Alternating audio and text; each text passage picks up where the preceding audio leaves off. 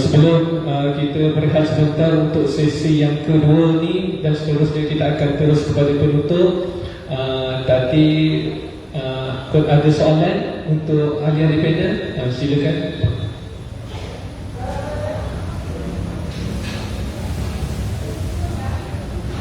Ada soalan?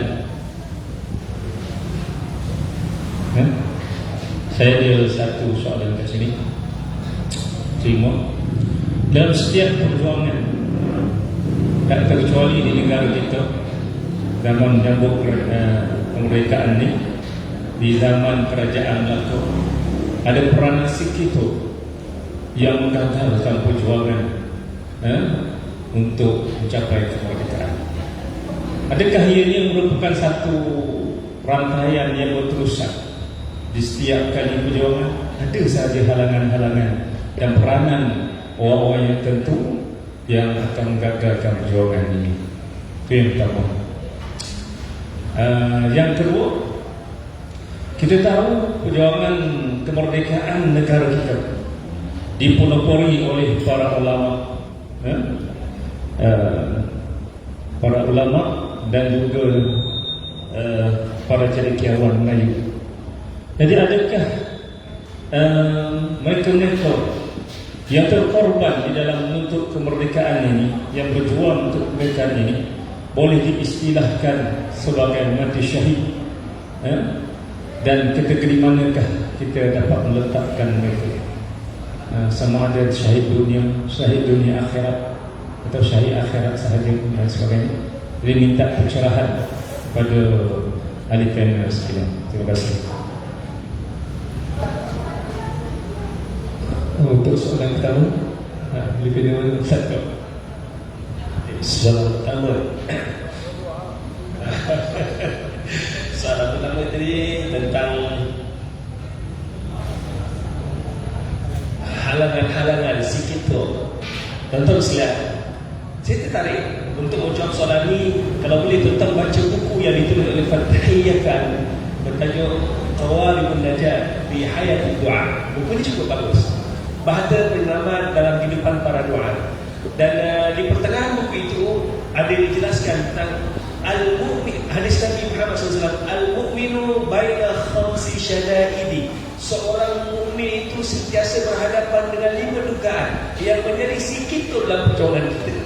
Siapakah mereka ini? Ya?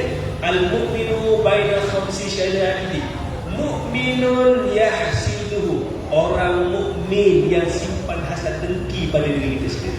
So dalam perjuangan kita ada di kalangan orang mukmin yang menyimpan hasad dengki. Tuan-tuan sekalian, dengki dalam bahasa Melayu, hasad itu bahasa Arab.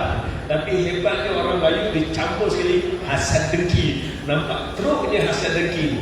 Jadi hasad dengki datangnya daripada orang yang bersama kita sendiri. Inilah peranan si kita yang menjatuhkan atau merosakkan perjuangan kita.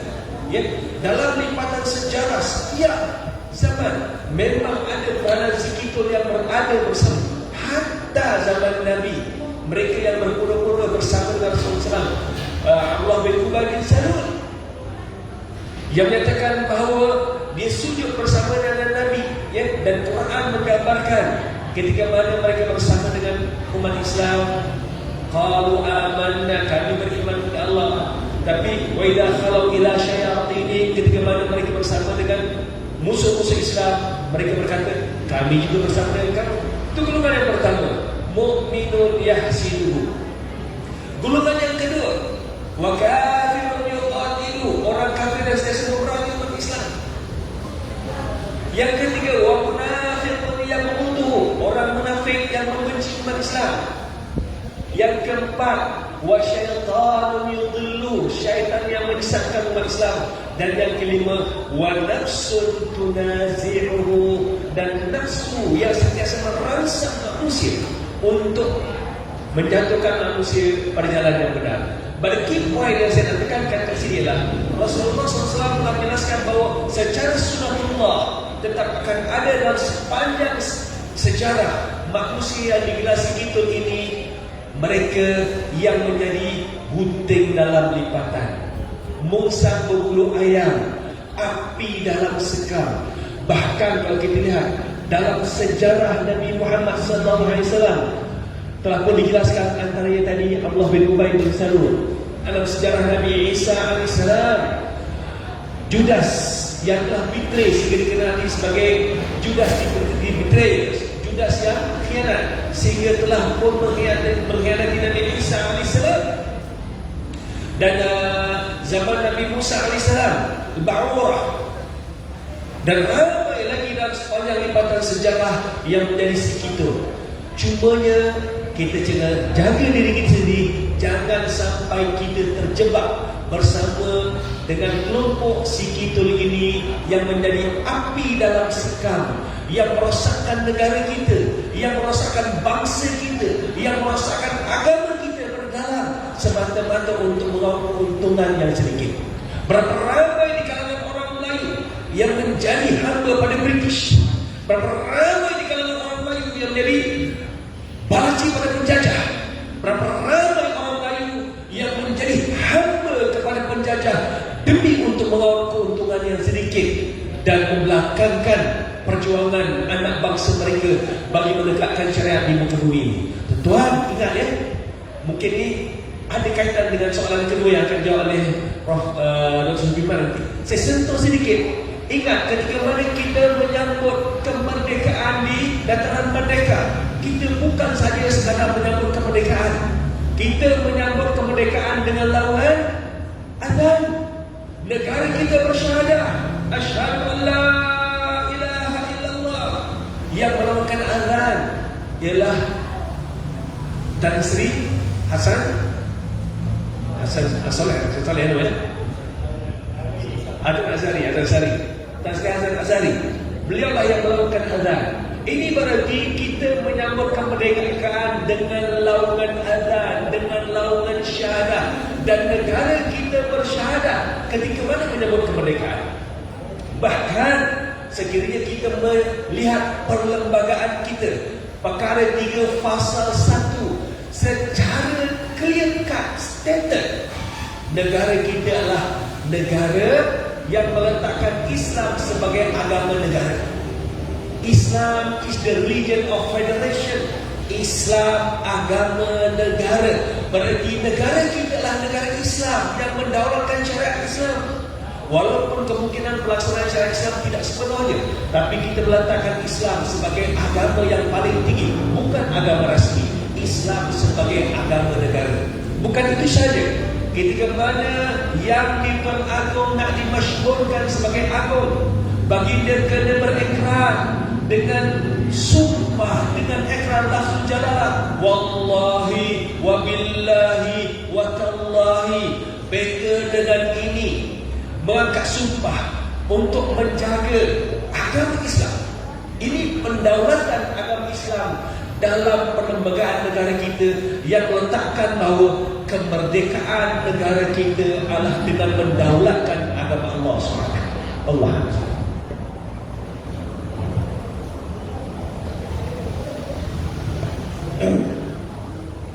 Nanti dah jawab dua tu, tak ada masalah kan. Ambil je kan. Coba share kepada sahabat yang hadir di sini sekalian. Cuba perhatikan ataupun tadabbur ayat 118 sehingga 120 surah Al-Imran berkaitan dengan jangan menjadikan penjajah itu memimpin negara. Ana tadbur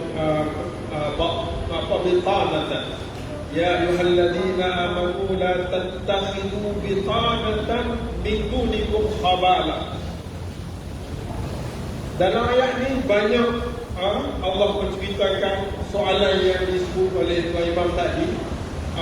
Mereka ni nampak penjajah ni kan, nampak dia baik, dia mari nak tolong kita, mari nak selamatkan kita, mari nak bantu kita. Sebenarnya ayat ini, ayat 118 120 ni menceritakan isi hati mereka ini yang tidak langsung ingin melihat kemajuan sebuah negara yang ditalukinya. Kalau terpaksa mereka bunuh, mereka sanggup bunuh. Kalau terpaksa mereka seksa, mereka sanggup siksa. Jadi walaupun ayat ini menceritakan tentang para munafikin ahli kitab yang orang kata berpura-pura masuk Islam, tapi saya ingat, saya fikir dan saya boleh kita cuba ambil nilai-nilai ayat ini sebagai nilai sikap dan peranan penjajah dalam membentuk ahli ataupun rakyat sebuah negara yang dijajakan. Apa yang saya maksudkan di sini ialah soalan yang dikemukakan oleh Imam, cabaran yang kita hadapi dalam menegakkan agama Islam. Kadang-kadang kita nampak orang musuh secara zahir dan kadang-kadang dia berlaku musuh dalaman yang disebut oleh Dr. Datuk tadi. Yang 5 benda itu memang menjadi cabaran. Orang Islam sama kita pun, kita jaga masjid pun khilaf kan. Bukan jaga masjid pun khilaf, sesama Muslim. Bagaimana pula dengan munafikin? Bagaimana pula dengan syaitan? Bagaimana pula dengan orang kafir? Mereka memang berperanan berusaha. Satu je yang kita kena jaga, iaitu jadikan sunnah Nabi sallallahu alaihi wasallam sebagai panduan hidup dan jadikan Al-Quran sebagai sumber penghayatan untuk kita menjalani. Saya ingat sebagai mengakhiri, saya nak jawab apa yang ditanya banyak sebab dah jawab, dah cantik dah dijawab oleh panel. Cuma saya nak sebut je satu benda yang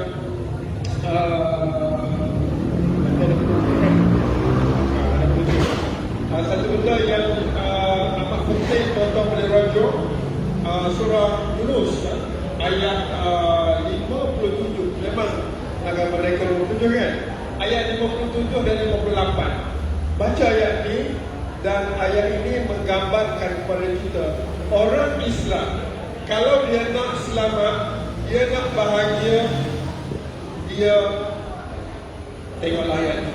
InsyaAllah dia akan selamat. Allah sebut 4 perkara penting yang ada dalam ayat 57 surah Yunus yang kita semua miliki jawapan-jawapan itu, tetapi mungkin kita tidak hayati dan kita tidak amalkannya. Ya ayuhan nas, qad ja'atkum mau'izatun min rabbikum wa shifaa'un lima fis sudur wa hudan wa rahmatun lil mu'minin. Qul bi fadlillahi wa bi rahmatihi fabidzalika falyafrahu. Orang merdeka, orang nak happy. Tapi bagaimana nak menjadikan hidup kita ini happy sebagai seorang yang telah mencapai kemerdekaan? Oleh sebab itu, sahabat-sahabat yang dalam hati Allah, rujuk kepada soalan kedua yang ditanyakan oleh Imam tadi. Ana rasa apa yang disebut oleh panel pertama Datuk tadi sudah jelas. Manakala negara kita asalnya Islam, kalau negara kita berjuang kerana Allah, maka kalau orang mati di jalan Allah itu adalah mati syahid, seperti mana yang dilakukan oleh para sahabat Nabi yang mati di dalam perjuangan Islam. Mereka adalah Allah ditentukan oleh Allah syuhada, dan syuhada ini mereka sentiasa hidup di sisi Allah Subhanahu wa taala. Semoga kita semua ini insya-Allah kalau tidak pun berjuang di jalan, di medan perang, kita berjuang menentang hawa nafsu kita untuk kita sama-sama imarahkan Allah Subhanahu wa taala ini insya-Allah. Wallahu a'lam. Wassalamualaikum warahmatullahi. Terima kasih Ustaz. Sebelum kita berhenti rehat sekejap untuk ke sesi penutup.